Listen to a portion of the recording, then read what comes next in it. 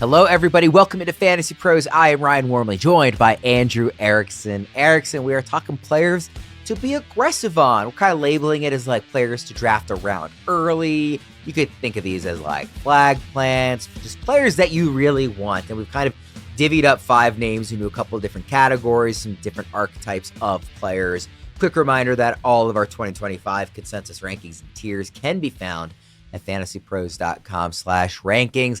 Let's start off at the very top. Erickson, who is the stud that you do not want to miss on? Chase Brown, Cincinnati Bengals running back. I think that this is the year we get 17-game, full-blown Chase Brown season. And there's a reason why his ADP has now gone from round 3 to the back end of round 2. If you check out the real-time ADP tool on the Fantasy Pros website just dropped, Chase Brown is now inside round 2. So gone to the days of taking Chase Brown at a discount because people are being aggressive on him. And I agree, because he is so set up to smash in this Bengals offense because he's going to see so much volume and an offense that's going to have to score 35 points a game to try to keep pace and win games this year with the Cincinnati Bengals. So last year he flashed an elite ceiling. Weeks 9 through 18, he was RB5 in points per game. He was the RB1 in terms of expected fantasy points per game. So just basically looking at the way he was used and deployed.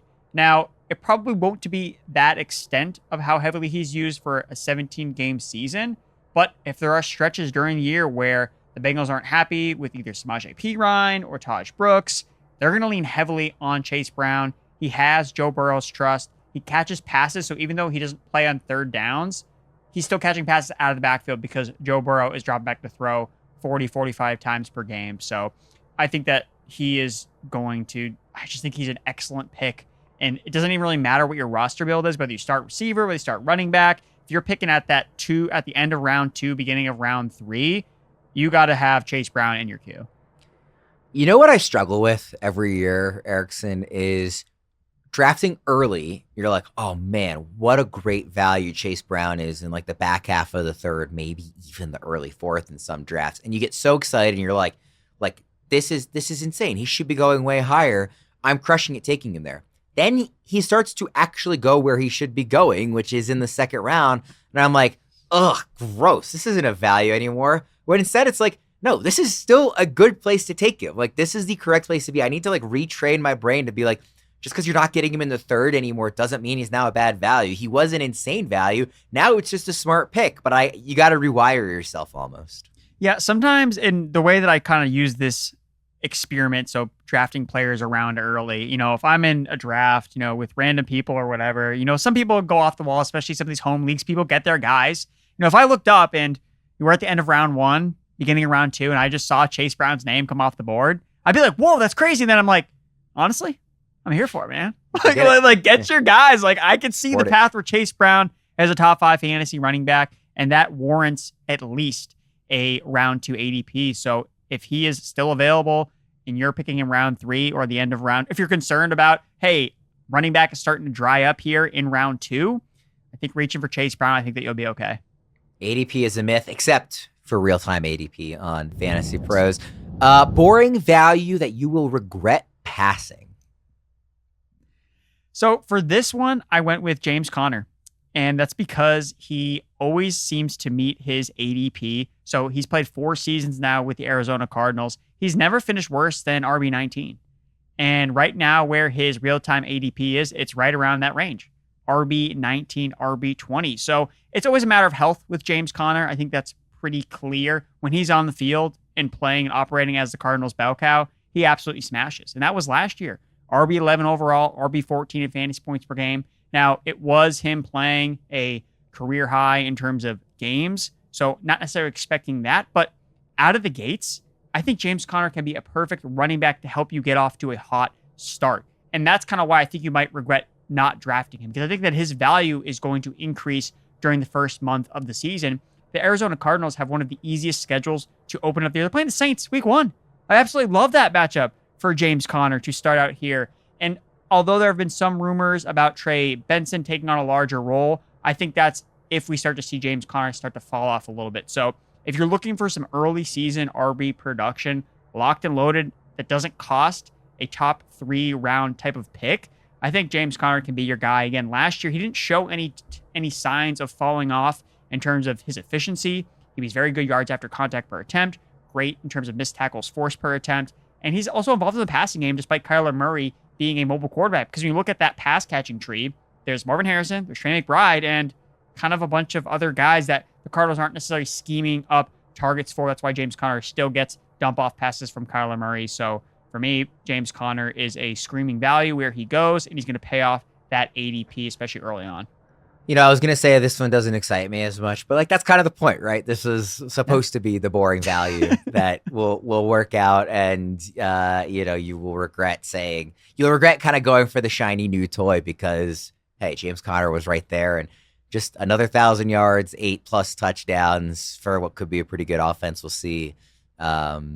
So yeah, he's almost like the poster child for this, right? Like the definition of the boring value, but one of those words is value in boring value. So I think he's a good choice.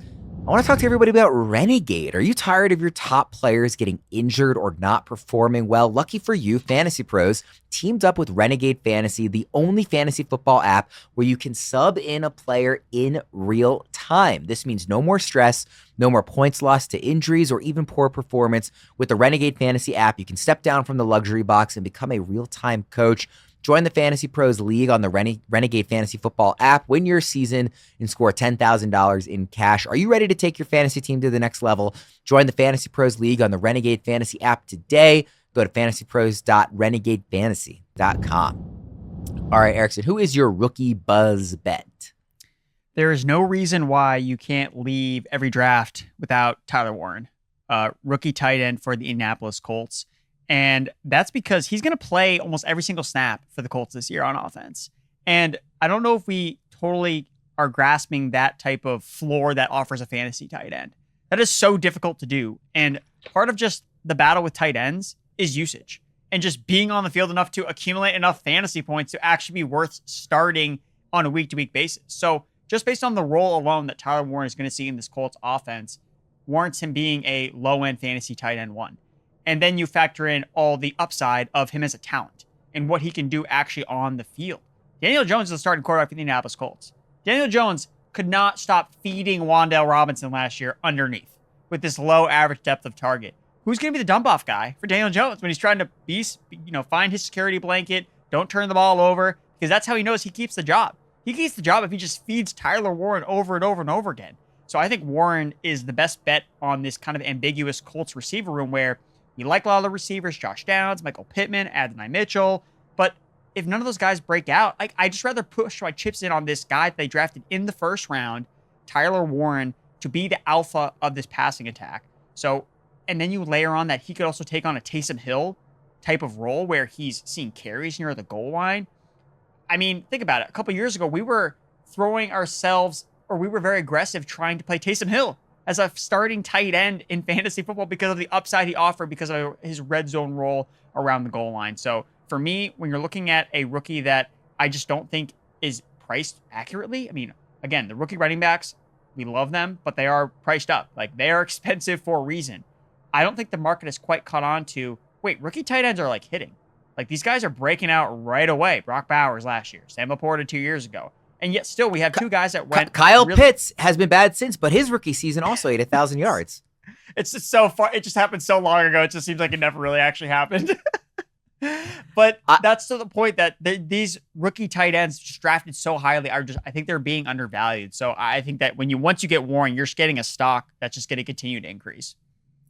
We talked about this on a longer episode with Tom Strachan about how Tucker Kraft and Tyler Warren were some of our favorite tight end targets. They're going very close to each other, and the other tight ends aren't really around him. And Njoku's about a round ahead of Kraft, and Ferguson is about a round behind Warren. They're kind of their own little pocket, and I'm happy getting either of them. I think Warren is a great pick as sort of this rookie buzz guy who, like, he's outside the top 100 picks right now. I think that's a mistake. I think, honestly, like, the only three tight ends that I'm 100% positive are going to be better than Tyler Warren this season, like, barring injury and stuff, are Bowers, McBride, and Kittle. There are maybe three others that I'm pretty certain will be better than Warren. That's Laporta, Mark Andrews, and, I do like Tucker Kraft. But that's, like, basically it. Like, I think Warren should not be ranked outside the top 10 at the position. He's going to be, I think, the top target in this offense. I like Shane Steichen's ability to use tight ends. The Colts haven't had a great tight end to use. Now they do. I just don't get this ADP, quite frankly, honestly. This real-time ADP is tight end 11, 101st overall. That's into the 9th round. I just think that's wrong for a guy that, like, if he finished tight end 4 this year, I would be not surprised in the slightest. And if he finished inside like that tier 1 along those top 3, I would be surprised, but my jaw wouldn't be on the floor. Like, this dude is really talented, was a high first-round pick, has all the runway in the room to get a high volume workload, has looked great in the preseason. Like, what are we waiting for here? Why is he not higher? Yeah, I think that part of it has to do with the fact that he does play tight end, and you kind of feel less drawn to taking a player that might be the second tight end on your roster, because that's how I feel, right? You draft an elite tight end, one of the big 3. You're like, I don't need another tight end.